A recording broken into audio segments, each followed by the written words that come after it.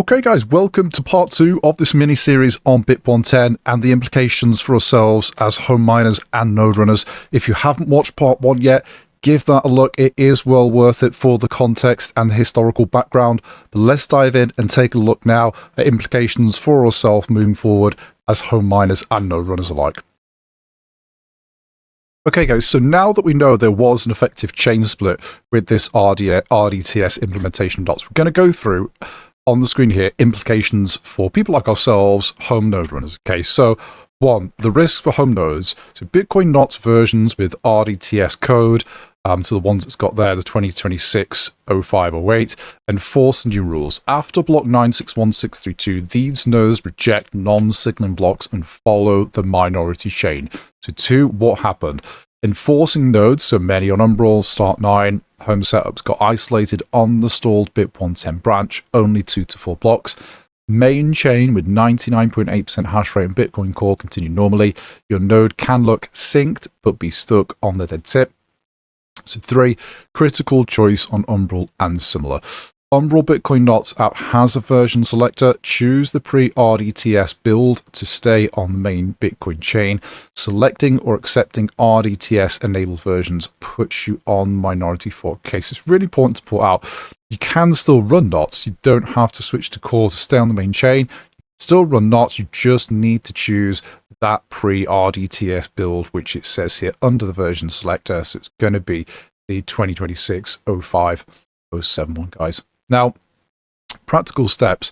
Okay, so stop dependent apps, switch to non-enforcing Knots versions or Core, verify that the tip matches the main chain explorers, use recovery commands if needed to invalidate minority tips, keep backups.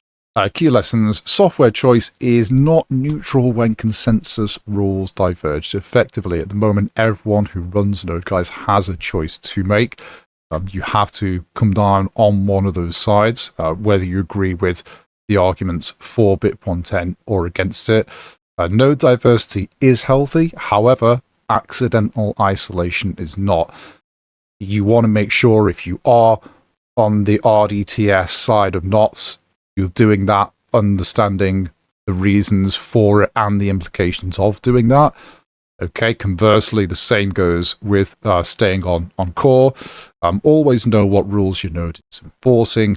Stay on the economic minority chain unless you intentionally want to experiment. Okay, so key takeaways for home operators. Your node follows the rules you run. After BIP110, choose carefully. Pre-RDTS Knots or Core keeps you on the real Bitcoin network that matters. Okay guys, now in this section, coming towards the end of the video now, I'm just going to show you really briefly how effectively you can still run some of the commands that Knots' node mempool policy would allow you to run, okay, with an important caveat at the end. Okay, so we can see here on the left, Bitcoin node mempool policy commands which can be run even when using Core v30, even though the Core v30 does not ship with the built-in ability for you to run these, okay, like Knots does. So here again, although you can pause the screen, I will put these commands in the show notes, okay, if you want to just copy and paste them, I'll show you where to do that. I won't go through all of these now, but we'll just have a quick look through on the left, okay. So some of them are really key to what Core wants to do with BIP110, and that's these ones here, right, accept non-standard data carrier. Okay, data carrier size, reject parasites, reject parasite transactions, reject tokens, max script size, etc. Okay, so it's really those ones that are key to what the BIP110 process is trying to achieve, right? But if we just scroll down, so yep, you've got a full table here. If you want to pause the screen, look at them in your own time, you can go through what the commands are and the description of what it actually allows you to do, okay? So we're going to see on the right-hand side now where you can input these into your Bitcoin node if you are running Core v30 still like I'm here, right? So if we just scroll here, so we're on Bitcoin node, obviously, and if you're looking on the tabs here, it's under advanced, right? So you want to just copy and paste all these commands from the show notes into this section here, okay? That is great. We can save them. We know the changes are made, but how can we prove that these are actually working and that our node is enforcing them? Well, the first basic way, guys, that we can try and prove that these commands are being accepted is if we go onto our RPC Explorer. So if you're running your node, let's go back to the main screen. So that app is there, the BTC RPC Explorer, right? Right now, we're in the terminal. So the way we get to that is we hit that button there. Again, that's going to bring up some of the settings that we've applied in our mempool policy, right? But it doesn't allow us to see all of them. As you can see here, it does say max data carrier size 0, which is great. Okay, but it doesn't show all of them.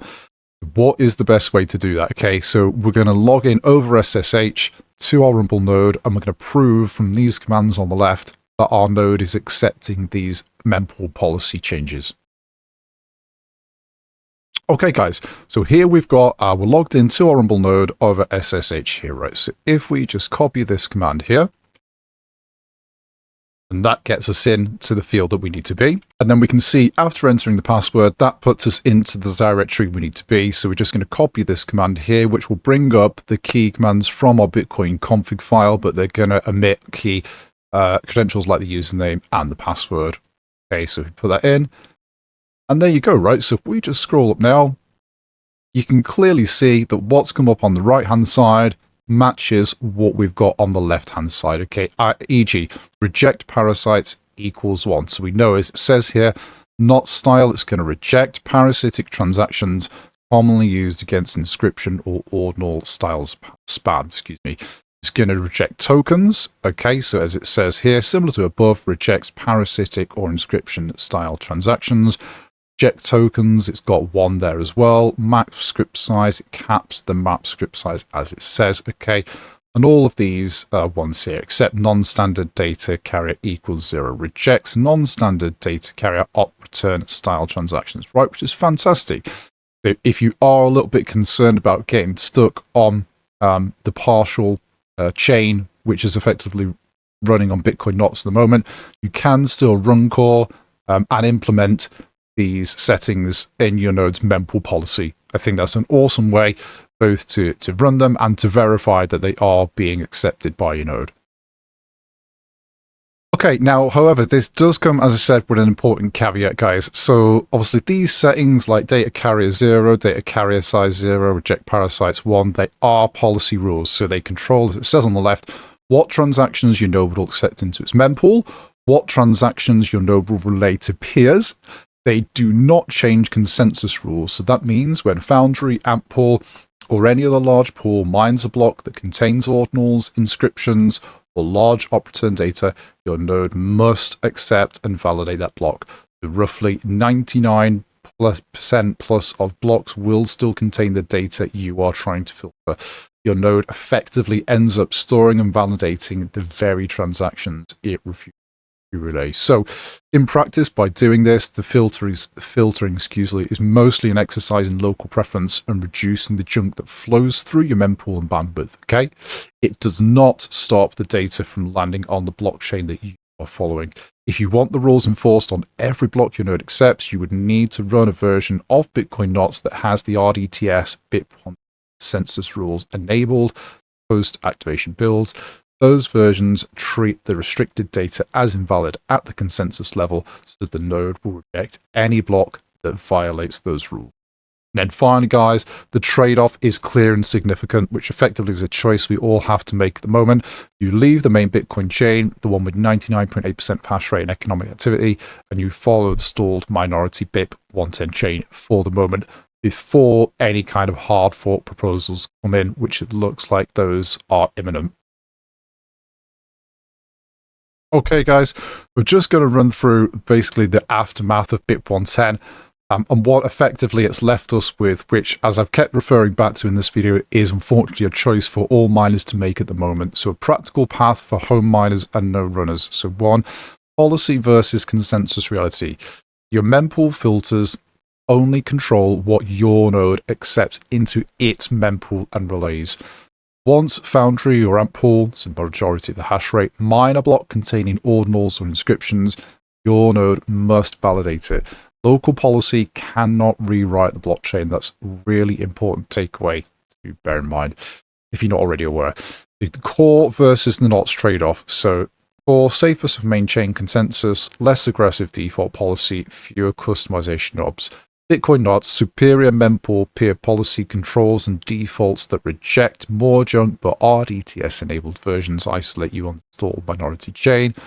Free DTS Knots or core keeps you on the real network.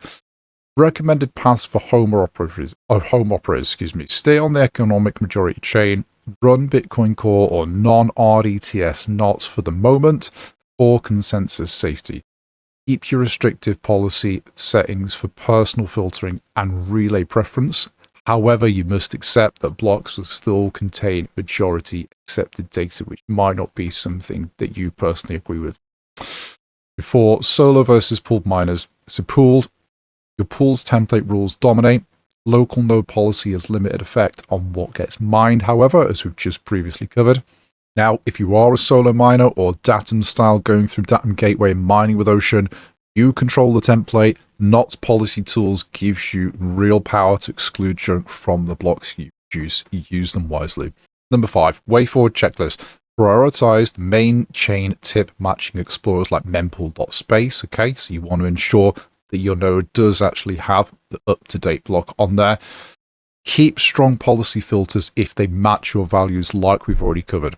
Monitor UTXO growth and feed pressure independently.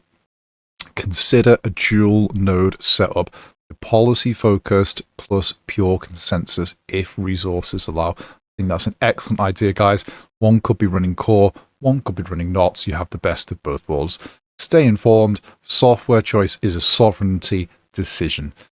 Key recommendation, as it says here, run software that keeps you on the chain, the market, and hash rate treat as Bitcoin. Use policy settings to express your preferences locally. You cannot veto the majority's blocks, but you can refuse to relay or prioritize the junk yourself.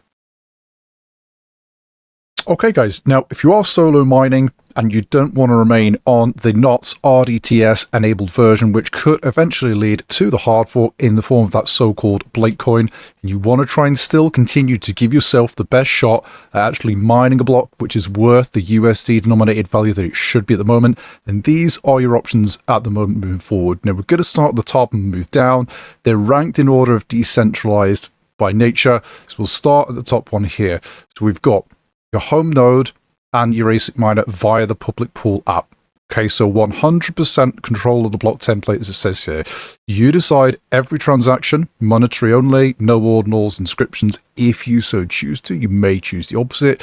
Zero third party, self-hostable on Umbrel, Start 9, purest sovereignty.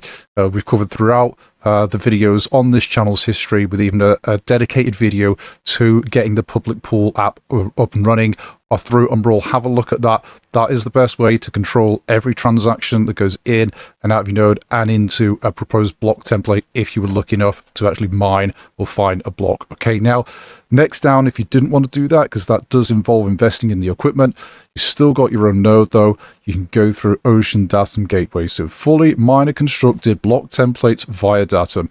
Non-custodial payouts, you control what goes in the block while using Ocean for coordination. An excellent balance of control plus variance reduction, which could help you find that block. Okay, so strong control, non-custodial as it says here, but not fully sovereign as the first option would have been. Okay, then it's a further step down. Okay, further down the ladder, if you will, of decentralizations, you could go with someone like Brains Solo that does offer Stratum V2-enabled job declaration. Okay, so as it says here, strong template influence via Stratum V2 job declaration.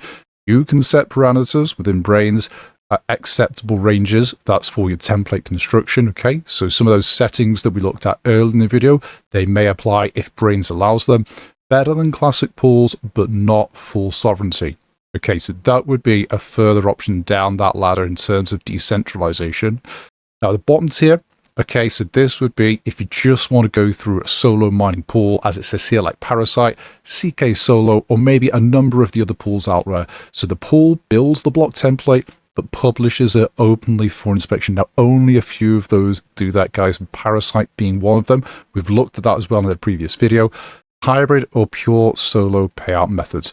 You can see exactly what would be mined, far more transparent than Foundry or Ample. So in principle, the higher you go on this list, the more you, so not a pool operator, decide which transactions enter Bitcoin's blockchain if you are incredibly lucky enough to find a block. So those are the best options, guys, to stay decentralized at the moment.